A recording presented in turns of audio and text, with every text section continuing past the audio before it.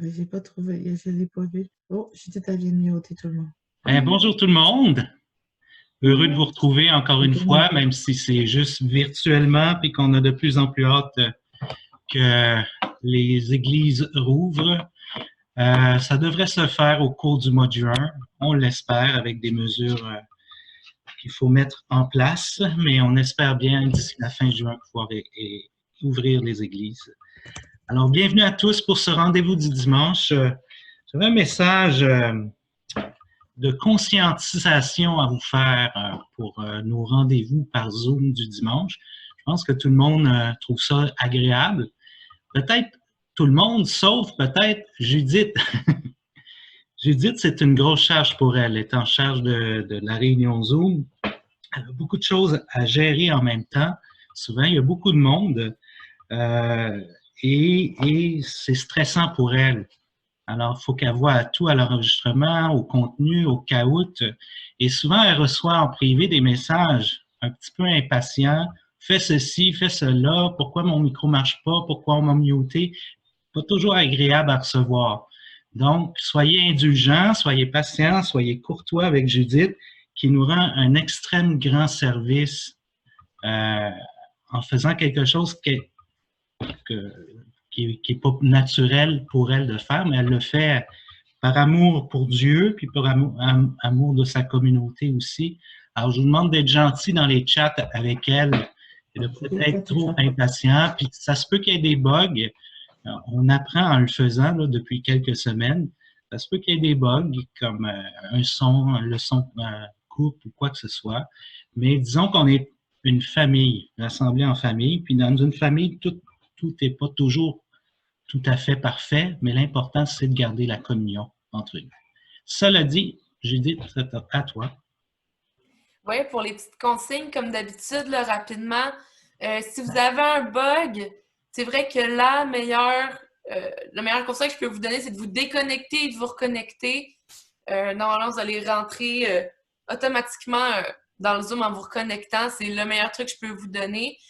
Ensuite, je rappelle qu'on va faire la première partie tout le monde ensemble, qu'on va poursuivre ensuite avec le caout pour les jeunes, puis qu'on a 50 places. Là, je pense qu'on va être largement correct.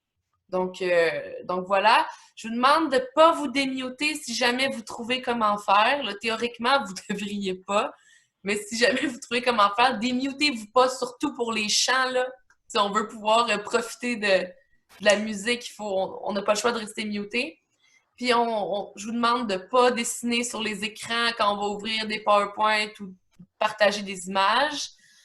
Et je pense que j'ai fait le tour. Non, Elisabeth? Ben moi, j'ai envoyé un petit chat à Joséphine. Elle l'a pas vu, je crois. Joséphine, si tu as envie de faire la première lecture, on est un peu à la dernière minute, mais on serait content, comme tu es notre ministre de la liturgie. Alors, si tu veux, réécris-moi dans le chat durant le chant. Puis de toute façon, la lecture va être affichée à l'écran. Merci. Alors aujourd'hui, nous sommes le dimanche où nous contemplons notre Dieu dans toute sa grandeur, dans toute sa splendeur. Nous sommes le dimanche de la Sainte Trinité. Alors, un être humain n'aurait pas pu imaginer que Dieu était un en trois personnes.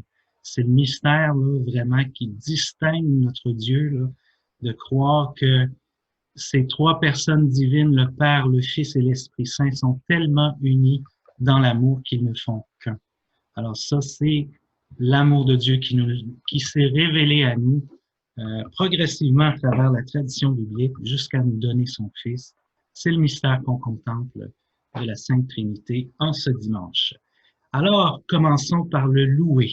Et encore une fois, on est allé, nos musiciens, notre band est allé enregistrer des chansons à l'église.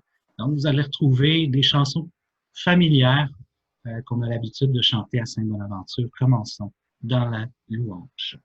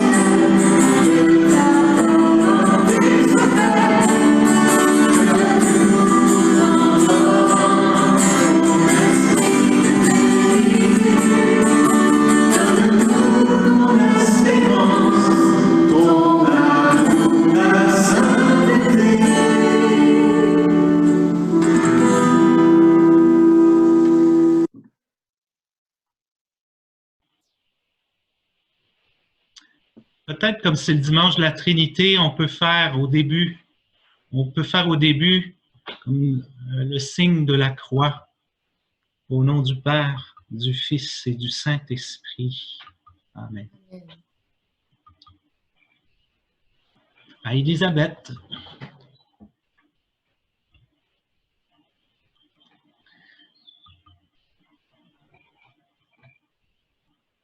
Allô?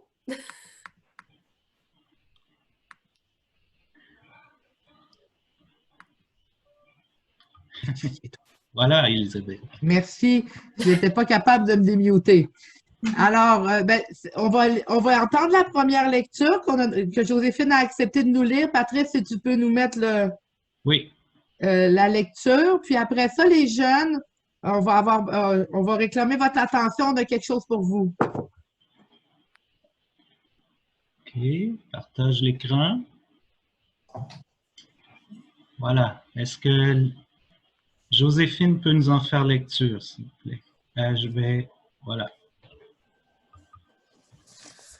Lecture du livre de l'Exode.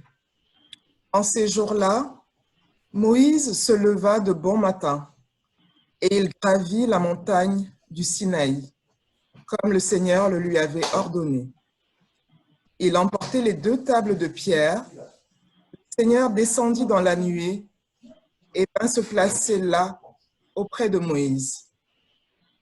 Il proclama son nom qui est le Seigneur. Il passa devant Moïse et proclama: le Seigneur, Dieu tendre et miséricordieux, lent à la colère, plein d'amour et de vérité. Oui. Aussitôt, Moïse s'inclina jusqu'à terre et se prosterna. Il dit: s'il est vrai, mon Seigneur, que j'ai trouvé grâce à tes yeux, daigne marcher au milieu de nous. Oui, c'est un peuple à la nuque raide, mais tu pardonneras nos fautes et nos péchés, et tu feras de nous ton héritage. Parole du Seigneur. Nous rendons Grâce à Dieu. Alors, Judith et moi, je m'adresse à tout le monde, mais spécialement aux jeunes. Sois attentif parce que ça va te servir au caout. J'espère que ça ne va pas juste te servir au caout. Alors, Judith et moi, on s'ennuie vraiment de faire de la catéchèse avec vous, les jeunes. Fait que là, on s'est dit qu'on voudrait inclure une petite révision aujourd'hui. Alors, c'est la fête de la Trinité, mais on va plonger dans l'Ancien Testament avec Moïse parce que Dieu s'est d'abord révélé au peuple hébreu. La révélation va venir complète en Jésus. Patrice va sûrement nous en reparler tout à l'heure. Mais la première révélation s'est faite à Abraham, puis ensuite à travers Moïse particulièrement. Alors, Judith, je pense qu'elle est tellement confinement, elle a perdu des neurones, là, elle ne se souvient pas tout de ce qu'il faut sur Moïse. Tu avais des questions, tu m'as dit. Ouais, je commence à être un peu mêlée. Ça fait un bout qu'on ne s'est pas parlé, là. Fait que là, Moïse, là, il faut que tu me rappelles, là, ça me semble que ça voulait dire de quoi, là. C'était pourquoi il s'appelait de même, là? Ben, c'est ça, Moïse, on se souvient, hein, c'était à l'époque où Pharaon commençait à se sentir envahi par les Hébreux et il avait peur parce qu'il était devenu esclave, hein, c'est eux qui construisaient les pyramides pour eux.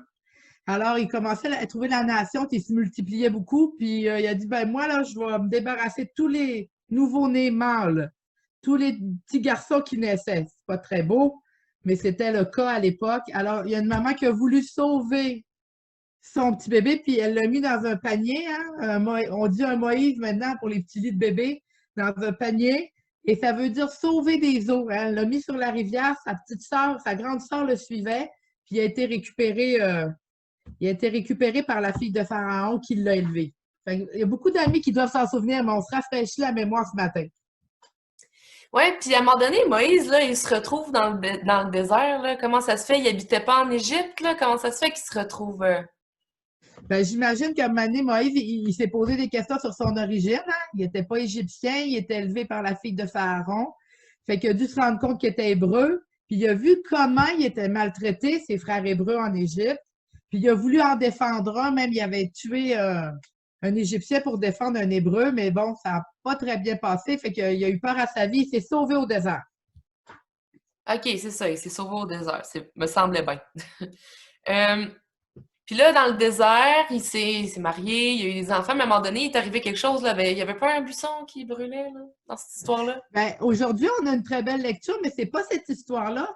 Mais Moïse, il a eu quelques expériences très fortes de Dieu, dont la première dans un buisson ardent. Hein, il y avait un buisson qui brûlait sans se consumer, puis même il avait fait le tour, puis à un moment donné, Dieu lui a dit « Enlève tes sandales de tes pieds parce que c'est un lieu sacré ». Alors oui, Moïse, la première, je pense, grande révélation qu'il a eue, c'était au buisson ardent où Dieu a commencé à se manifester à lui. Puis ben, c'est à ce moment-là aussi qu'il lui a donné sa mission.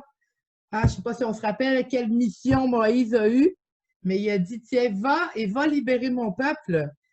Puis il ne se sentait pas nécessairement très fort pour le faire, mais Dieu l'a envoyé libérer ses frères hébreux en Égypte.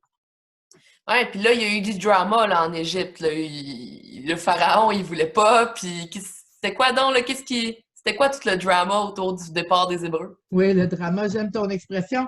On ne repassera pas les 10 plaies d'Égypte, mais beaucoup doivent se souvenir que Moïse a mis au pied du mur Pharaon, laisse partir le peuple hébreu où Dieu va se manifester, puis il t'aimera pas ça, là. Puis là, finalement, il résistait au début, il disait oui, changer d'idée. Fait que là, il y a eu des plaies, des grenouilles, des sauterelles. Qu'est-ce qu'il y a eu d'autre? De la graine. Merci, Laetitia m'aide. Il y a eu beaucoup de plaies. L'eau a été changée en sang pendant une couple de jours. Puis, Pharaon résistait toujours à Dieu. Mais finalement, à la dernière plaie qui était vraiment la plus dramatique, il a décidé de laisser partir le peuple hébreu. Mais finalement, il a changé d'idée. Il voulait plus tant qu'ils partent, les Hébreux. Là. Non, il a regretté. Puis on se souvient, il est parti à leur suite. Et là, les Hébreux, ils sont arrivés devant la mer.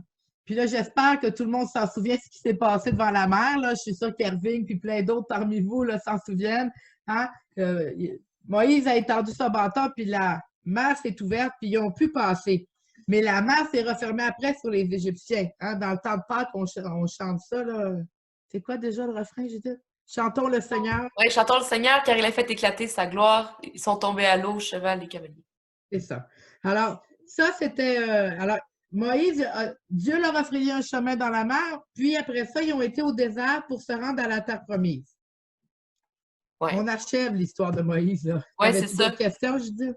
Peut-être une dernière. Là, Moïse, à un moment donné, il est monté sur une montagne, il est resté là longtemps, puis il est redescendu avec des commandements. Ben oui, c'est ça, on se souvient que c'est une des grandes révélations faites à Moïse. Dieu lui a révélé la loi. Pour un juif, c'est le cœur de la parole de Dieu, ces commandements-là où Dieu nous demande de l'honorer, d'honorer nos parents, etc., et de ne pas tuer, de ne pas mentir. On parle des 10 commandements. C'est que c'est central pour les Juifs, mais pour nous, et je te dirais que ça a été, c'était sur le mont Sinaï, et qu'aujourd'hui, la deuxième lecture, Patrice nous en reparlera probablement, se tenait sur le même mont, où là, Dieu s'est révélé encore, je te dirais, une coche plus profondément. Hein? Dieu, le Seigneur, Dieu tendre et miséricordieux, lent à la colère, plein d'amour et de vérité. Ça recommence à sembler à l'Évangile. Est-ce que ça t'a aidé, Judith, à te rappeler un petit peu de Moïse? Je pense que ça m'a rafraîchi la mémoire, puis j'espère que tous les jeunes ont écouté parce qu'on a donné beaucoup de réponses de Caout. En passant, les amis, si tu n'as pas bien écouté, là, j'avais prévu une feuille. Tu peux l'imprimer encore avant le Caout, ça va t'aider.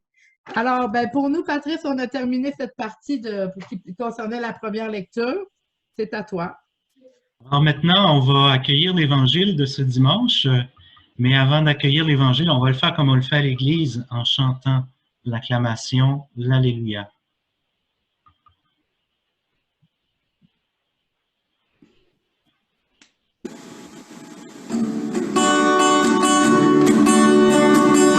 Alleluia, alleluia.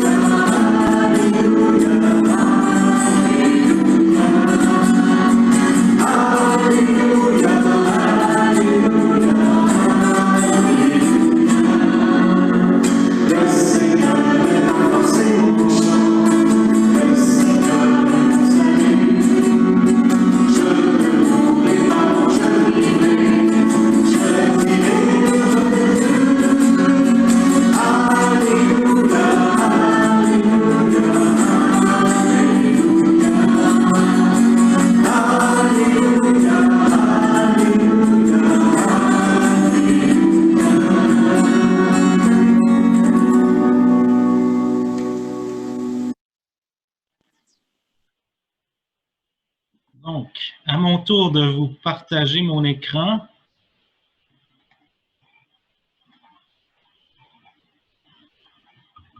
Pour entendre l'Évangile. Le Seigneur soit avec vous. Évangile de Jésus-Christ selon Saint Jean. Gloire à toi, Seigneur. Dieu a tellement aimé le monde qu'il a donné son Fils unique, afin que quiconque croit en lui ne se perde pas, mais obtienne la vie éternelle.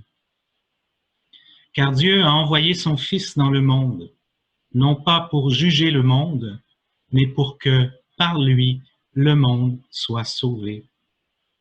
Celui qui croit en lui échappe au jugement.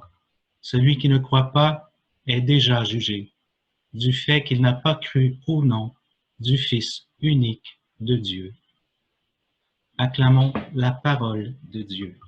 Louange à toi, Seigneur Jésus. Alors voilà, le petit bout d'homélie en ce dimanche de la Sainte Trinité. Hey, souvenez-vous du temps où il y avait des équipes de hockey de la Ligue nationale qui jouaient dans des arénas pleins.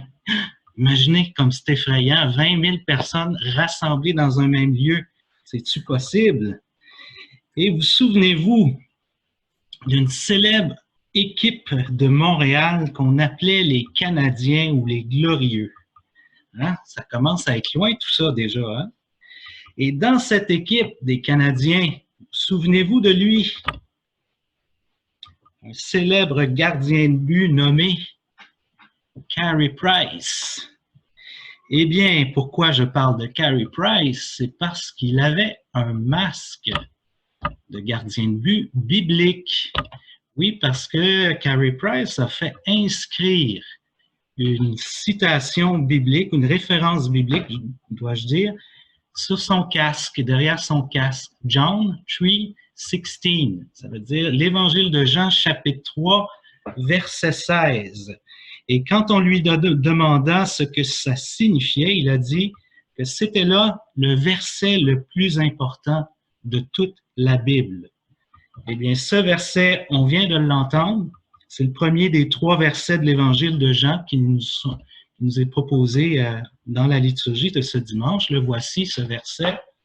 « Car Dieu a tant aimé le monde qu'il a donné son Fils unique, afin que quiconque croit en lui ne se perde pas, mais obtienne la vie éternelle. » C'est très courant chez nos frères protestants ou évangéliques de citer par cœur ce verset, car il résume extraordinairement bien l'ensemble du projet d'amour et de salut de Dieu pour l'humanité. Je dirais, là, on est en présence d'un sommet de l'Évangile, de tout le Nouveau Testament, dans cet unique verset, tellement que c'est un condensé de son plan de salut. Dieu pouvait-il aller plus loin que cela pour nous dire son amour que de se donner lui-même? Et je dis se donner lui-même. Vous allez peut-être me dire, heureusement que vous êtes mutés, là, parce que je vous entends penser, vous allez peut-être vous dire, il ne se donne pas lui-même, il envoie son Fils pour se faire maltraiter puis se faire crucifier à sa place. Non, non, non, non, non, non. Ça ne marche pas comme ça en Dieu. Ça ne marche pas comme ça en Dieu. Notre Dieu, il est Trinité. Or, on ne sépare pas les personnes du Père, du Fils et du Saint-Esprit. C'est toujours une unité parfaite entre ces 3 personnes.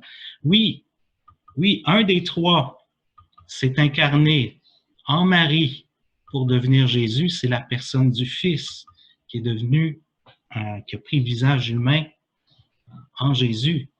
Mais le fait que Jésus soit devenu homme, ça n'a pas séparé la Trinité. Quand Jésus endure sur la croix la pire des souffrances humaines, le Père et le Saint-Esprit souffrent tout autant que lui. Demandez-moi pas comment ça se fait, c'est mystérieux, mais c'est ainsi. La Trinité de toute éternité, Dieu est trinitaire. Il y a 3 personnes en Dieu et il s'aime tellement ces 3 personnes en Dieu qu'ils sont inséparables et indivisibles. Donc, c'est juste de dire quand j'ai dit que Dieu, par amour, en nous donnant son Fils, ben, il se donne lui-même. Il se donne lui-même tout entier au monde. Mais revenons à nos 3 versets de l'Évangile d'aujourd'hui pour les situer dans l'ensemble de l'Évangile de Jean. Rappelons le contexte. On est au chapitre 3 de Jean. Et initialement, il y a une rencontre nocturne entre Jésus et Nicodème. Nicodème, par peur de ses compatriotes juifs, sans doute, s'intéresse à Jésus, alors il vient le voir de nuit. Et ça donne lieu à une conversation entre Nicodème et Jésus, entre les 2 protagonistes, mais comme c'est souvent le cas dans l'Évangile de Jean, l'interlocuteur de Jésus a tout fait de disparaître au profit d'un discours de révélation. Et c'est ce qui arrive ici au chapitre 3. Nicodème, dès le début du chapitre, il disparaît, puis là, Jésus se met à avoir un discours de révélation très théologique, puis Nicodème est plus dans le décor. Alors, nous en sommes ici au milieu de ce qui est devenu un monologue ou un soliloque de Jésus aux accents très, très théologiques. Et on reconnaît les accents théologiques propres à l'Évangile de Jean. À savoir, dans les 3 versets, là, j'ai décortiqué l'ensemble du message théologique qu'on peut y voir en ce dimanche, d'affirmer l'origine divine de Jésus. Ça, dès le premier verset de l'Évangile de Jean, c'est affirmé. Jésus vient de Dieu. De toute éternité, il était auprès de Dieu. Il était Dieu. Son origine divine, sa divinité est affirmée dans toutes les pages de l'Évangile de Jean. Autre, son incarnation. Dieu a envoyé son Fils. Il y a un jour dans l'histoire où Dieu est devenu un homme. C'est ce qu'on appelle le mystère de l'incarnation. Jésus est vraiment Dieu et vraiment homme. 100% Dieu et 100% homme. Une autre idée que charrie ces 3 versets, c'est que la vie éternelle est obtenue par le simple fait de croire en lui, de croire que Jésus, le Fils, est vraiment le Fils unique de Dieu, est vraiment Dieu. Et déjà, la vie éternelle commence aujourd'hui, maintenant, en accueillant dans la foi ce grand mystère que Dieu s'est fait homme. Et finalement, l'idée du jugement, le jugement qui s'exerce dès maintenant. Ceux qui croient en lui échappent au jugement. On a à choisir de mettre notre foi en lui ou non. Il nous laisse libres. Et le jugement s'exerce par ce choix qu'on fait. Alors ça, c'est des thèmes récurrents dans l'Évangile de Jean. J'ai l'habitude de dire à mes étudiants, parce que je ne sais pas si vous le saviez, mais j'enseigne l'Évangile de Jean au Grand Séminaire de Montréal depuis 16 ans maintenant. Donc, j'ai l'habitude de dire à mes étudiants que Jean radote. L'évangéliste Jean, il radote. Dans sa manière d'écrire son évangile, de rapporter les faits et les discours de Jésus, c'est toujours les mêmes idées, un peu celles que je viens de nommer ici, là, sur la diapo. Toujours ces idées reviennent toujours presque à chaque page de son évangile. Donc, Jean radote. Il résume l'essentiel du message. OK. Alors, si je résume le message de l'Évangile d'aujourd'hui, je pourrais dire que Dieu nous aime tellement, à tel point de venir lui-même en notre monde dans la personne de son Fils. Il vient endosser la condition humaine dans toute sa fragilité, il vient y souffrir, il vient y mourir pour que nous ayons la vie en plénitude, la vie éternelle. Et cette vie éternelle, elle commence déjà dès qu'on met sa foi en lui. La conséquence de mettre sa foi en lui, en Jésus, c'est d'obtenir la vie éternelle. On pourrait se demander, c'est quoi la vie éternelle? Vie éternelle, pas juste dans le sens, en termes de durée, dans le sens où ça ne finira plus. Parce que si j'ai une vie plate et ennuyeuse, je ne suis pas sûr que l'éternité serait une bonne nouvelle à accueillir. Non, mais éternel, oui, dans le sens de la durée, oui. Je pense que quand on meurt, on ne s'éteint pas. Notre vie se poursuit, notre personne se continue dans un autre horizon, qu'on appelle le ciel, le paradis ou quoi que ce soit. Mais éternel, pas juste en termes de durée, éternel en termes de plénitude, d'une vie comblée, d'une vie délivrée des entraves, des limites, des souffrances de la vie humaine dont le pire scandale reste la mort. De ces contingences de la vie humaine qu'on appelle en philosophie ou en théologie notre finitude. On est fini. C'est pour ça qu'on a besoin d'être sauvé. À un moment donné, l'homme arrive à un grand abîme, à un grand cul-de-sac auquel il doit faire face, et ça s'appelle la mort. Et l'homme et la femme sont habités d'un désir infini de vie, mais malgré ce désir infini, sa vie frappe un mur à un moment donné qu'on appelle la mort. Donc, c'est de cette finitude. L'homme par lui-même ne peut pas s'en libérer par lui-même, et la science, si évoluée soit-elle, ne peut pas libérer l'être humain de cette finitude. Seul Dieu peut le faire. Et seul Dieu veut le faire. Et pour nous faire connaître, et pour nous faire justement connaître son plan d'amour, qui est de nous rassembler, de nous ressusciter tous un jour, l'ensemble de l'humanité dans son amour.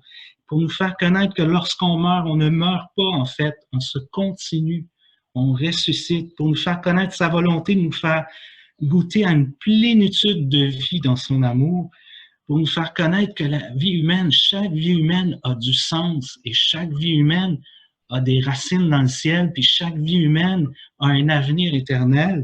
Pour nous faire connaître cette bonne nouvelle, il fallait l'envoi du Fils dans notre monde. Autrement, on ne l'aurait jamais découvert. Autrement, on s'imaginerait que Dieu se joue de nous, on imaginerait des mythologies, puis des choses. Non, il fallait que lui-même vienne en personne, car Dieu a tant aimé le monde qu'il a donné son Fils unique afin que quiconque croit en lui ne se perde pas, mais obtienne la vie éternelle. Il n'y a pas plus grande bonne nouvelle pour l'humanité, une bonne nouvelle qu'on n'aurait jamais pu découvrir par nous-mêmes si Dieu lui-même en personne, dans la personne de son Fils, était venu nous le révéler. Alors voilà le sommet des sommets vers lequel toute l'humanité est conviée. Un sommet de révélation nous est servi dans ce dimanche de la Sainte Trinité. Il reste pour nous aujourd'hui, que devons-nous faire? Que devons-nous faire devant un tel amour? Bien, d'abord, le découvrir, cet amour pour soi-même. Chaque être humain venant dans ce monde est fait pour cette rencontre de Dieu, de Jésus, est fait pour se rendre compte qu'il est aimé infiniment et personnellement par Dieu. Donc, découvrir et approfondir cet amour de Dieu pour soi, être avec lui, c'est devenir disciple, approfondir sa vie de disciple. Que fait-on devant un tel amour? Ben, en témoigner. C'est l'autre dimension de notre vie de disciple, de devenir missionnaire. Que cet amour de Dieu, là, il veut rejoindre l'ensemble de l'humanité. Et si cet appel à le connaître n'était pas fait pour tous, le ressuscité n'aurait pas envoyé ses disciples l'annoncer à toutes les nations. Donc, de Carey Price au pape François, toutes les églises chrétiennes, tous les disciples de Jésus que nous sommes ont cette mission de faire connaître cette bonne nouvelle d'un Dieu qui nous aime et à quel point cet amour de Dieu vient changer notre vie. Chaque disciple est appelé à devenir missionnaire. Et finalement, que fait-on devant un tel amour? Je dirais encore une chose. Donne ta vie. Remets ta vie à Jésus. Jésus a donné sa vie pour toi. Donne-lui la tienne en retour. Puis, tu n'as pas à craindre de le faire parce qu'il est celui qui t'aime le plus parfaitement. Donc, on peut se jeter dans ses bras. On n'a rien à craindre parce qu'il est celui qui veut ton plus grand bien, qui connaît le mieux ce qui est bon pour toi. Il connaît mieux que toi-même connais ce qui est bon pour toi. Alors, dans ta prière, là, abandonne-toi à lui, donne-lui ta vie, remets-la entre ses mains. Puis je te dirais, fais-le, même si c'est encore hésitant, même si c'est fragile, même si tu sens que c'est encore partiel, que c'est plus ou moins sincère, fais l'exercice dans ta prière de remettre ta vie entre ses mains. risque-le et vois ce qui va arriver. Parce que si tu ouvres la porte un tant soit peu de ton cœur à Jésus, il va entrer dans ta vie. Puis là, il va se manifester, puis il va te faire savoir qu'il est vraiment vivant et vraiment à côté de toi. Alors, je vous propose un devoir cette semaine, le devoir de la semaine. Le devoir de la semaine. Par une prière toute simple que je vais faire maintenant, de remettre ta vie entre ses mains. Alors, je vous propose cette prière. Vous pouvez la reprendre tous les jours de cette semaine et voyez que ça va produire du fruit et que c'est Jésus qui, quand on lui ouvre un peu la porte, c'est lui qui va rendre plus parfait le don que tu fais de ta vie, d'abandon de ta vie à la sienne. Alors, faisons-la cette prière en conclusion.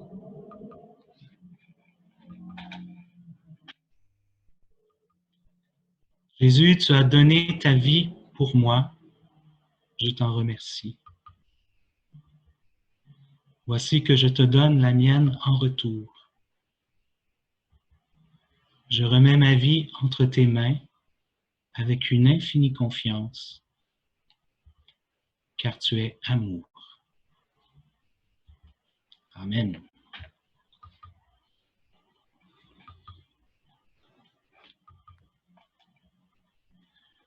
Alors, en réponse à cette prédication, cette invitation, je nous invite à chanter encore la gloire de Dieu, un psaume, un chant que vous aimez, que vous adorez.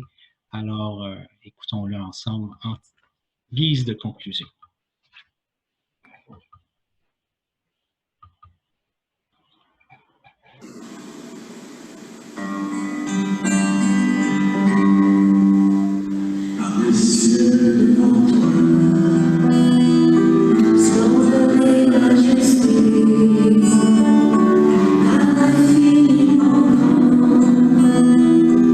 Infiniment petit, et en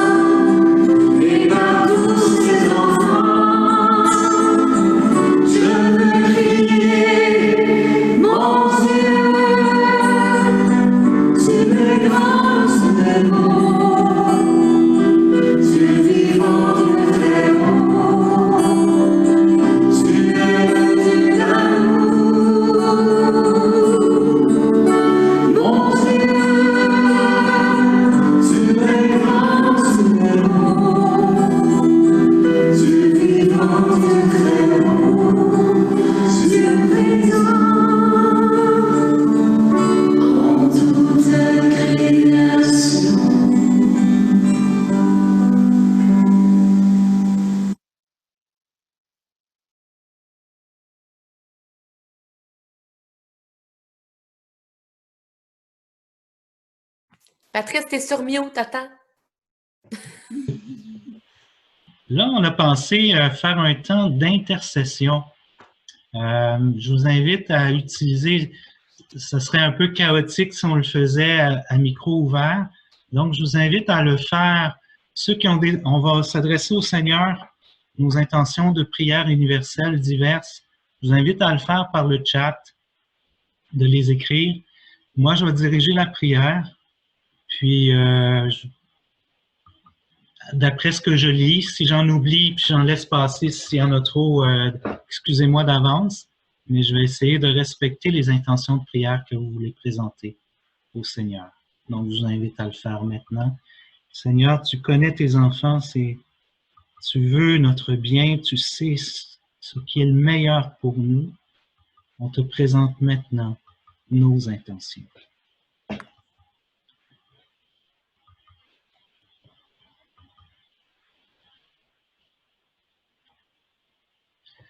Alors, Manuela nous propose de prier pour sa sœur Selma.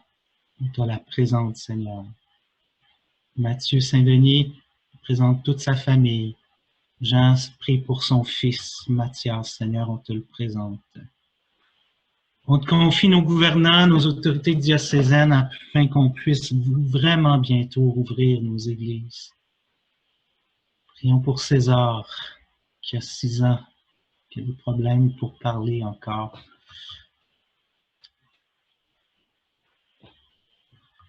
Oui, Seigneur, vois ceux qui pratiquent la corruption, sois miséricordieux, mais convertis leur cœur, Seigneur. Mère Elisabeth te confie chacun de ses enfants. Madeleine te présente ses voisins, pense spécialement à ceux et celles qui sont seuls. Prions pour Jasmin et Nicole, les parents des cousins de Nil. Mathieu et Marie, membres de la famille Abélard.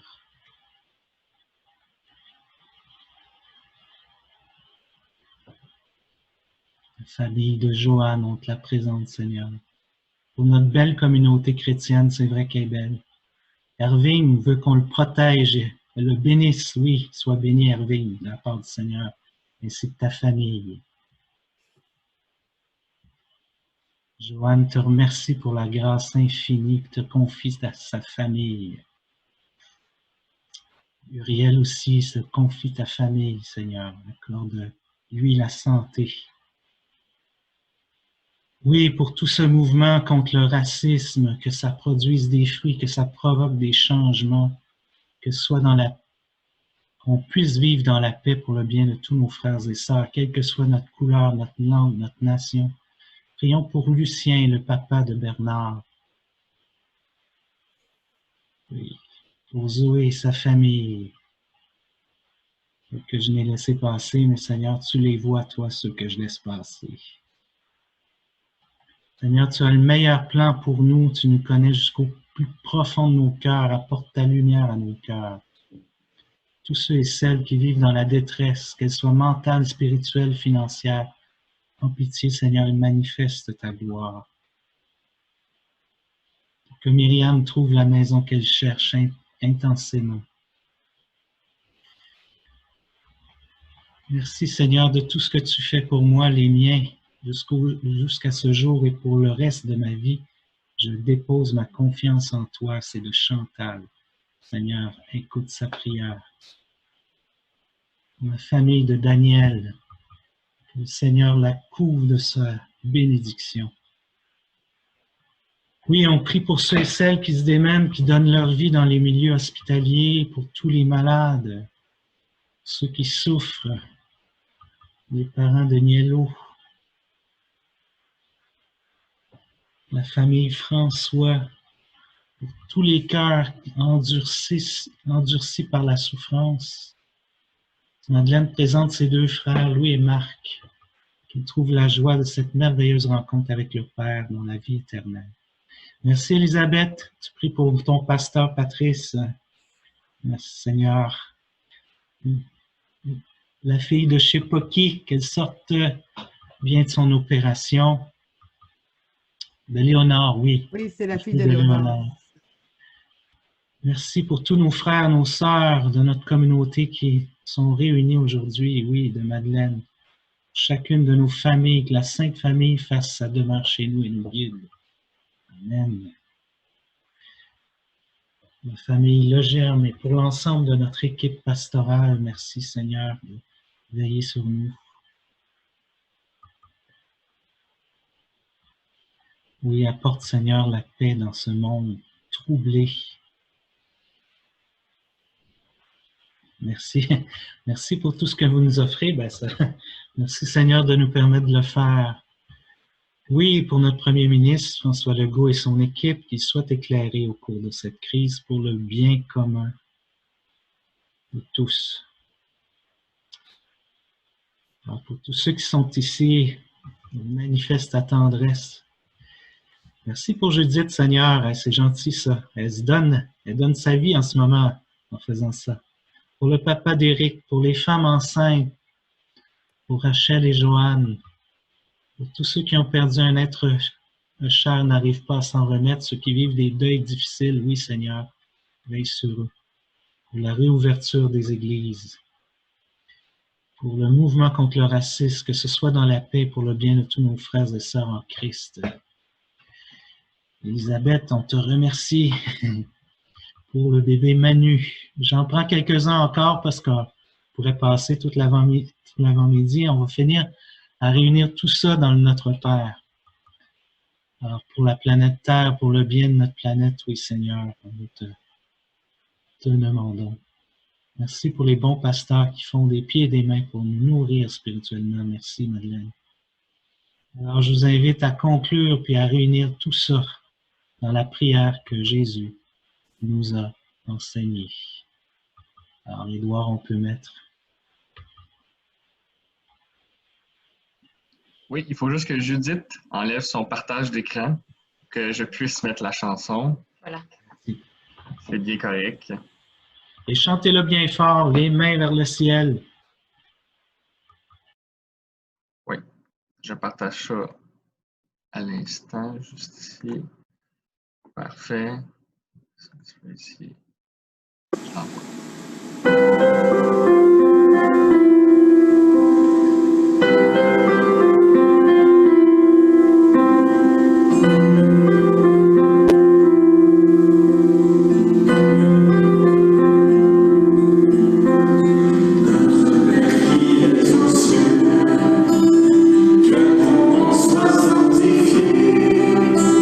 Que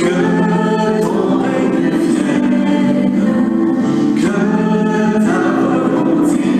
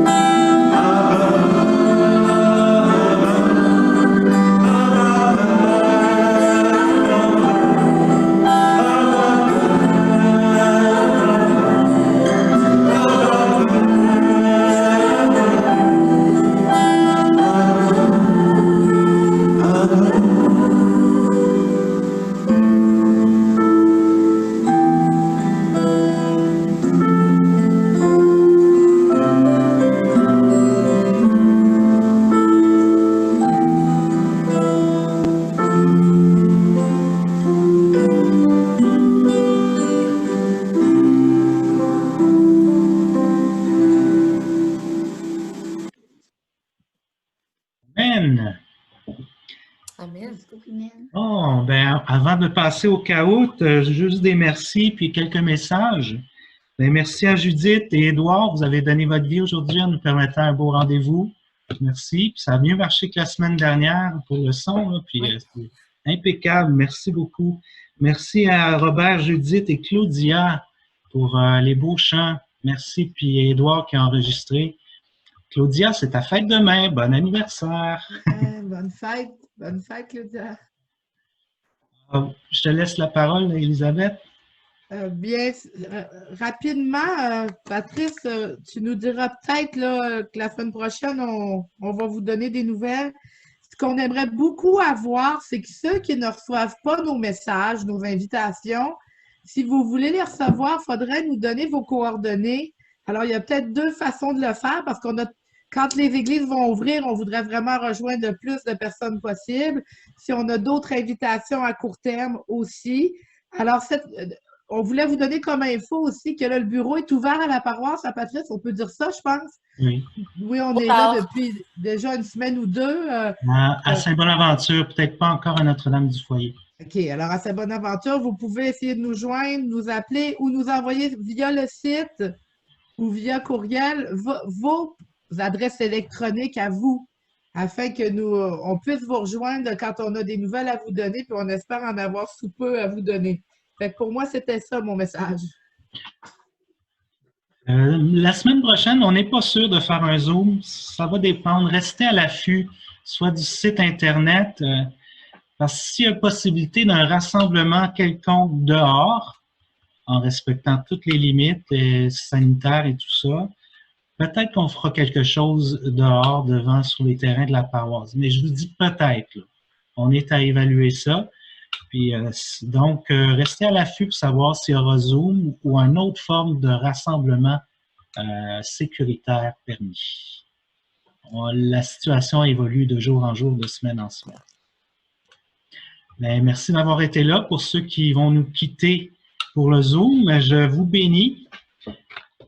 Je ne pense pas qu'il y ait une bénédiction spéciale, une super bénédiction, en ce temps, dimanche de la Trinité. Alors, je vous bénis simplement. Le Seigneur soit avec vous. Et avec ton esprit. Que Dieu Tout-Puissant vous bénisse, le Père, le Fils et le Saint-Esprit. Amen. Amen. Je vous souhaite une bonne semaine. Ceux qui nous quittent, les jeunes, c'est notre quiz. Bonjour tout le monde, bonne semaine, bon dimanche.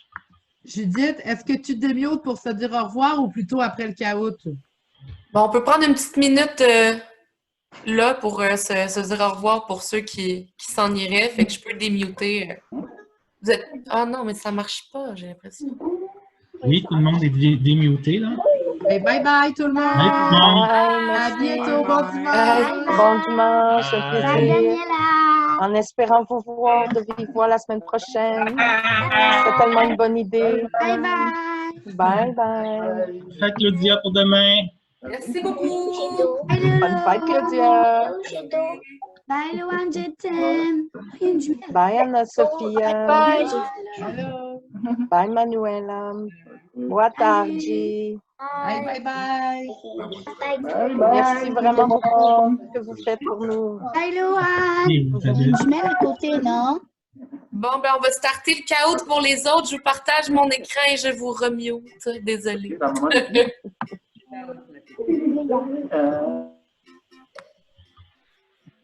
Ça peut bien long, je vous partage mon écran. Voilà.